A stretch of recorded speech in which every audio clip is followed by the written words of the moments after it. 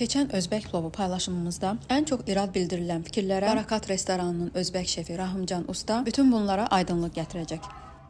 Deyirlər ki, əsl Özbək plovu pambıq yağında bişirilir və quzu quyruğunda.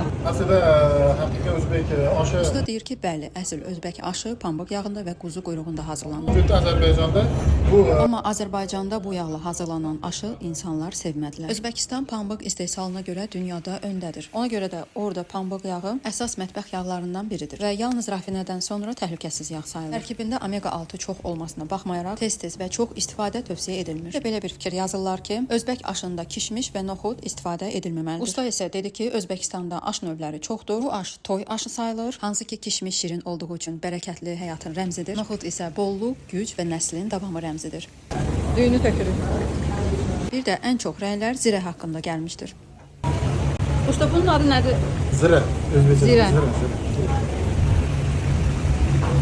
Özbəkistanda bu zirə deyildi. Azərbaycanlılar Cirə. Cirə. Cirə. Hamı yazır ki, Özbək plovu sarımsaqsız olmaz. Keçən dəfə sarımsaq yox idi. Məsələ nədir? Bir dənə izah edin. Fosfor qoysan ham bo'ladi, qo'ymasa ham bo'ladi. Bu yerda sarımsaq qo'ymaganimiz sababi 10 ta odamdan 8 tasi yemaydi sarımsaq. İkitasi Usta deyir ki, 10 nəfərdən 8-i yemir, ikisi yeyir. Ona görə də usta sarımsaq qoymamağı tərcih edir. Ya da gərək iki qazanasın burada. Biri sarımsaqlı, biri sarımsaqsız. İstərsəniz plovu tək ya da set şəklində yeyə bilərsiniz. Setin adı Daşkənd setidir. Çox sərfəli bir setdir. 2 nəfərlik 30, 4 nəfərlik isə 55 AZN təşkil edir. Barakat restoranı Nərimanov metrosu yaxınlığında yerləşir.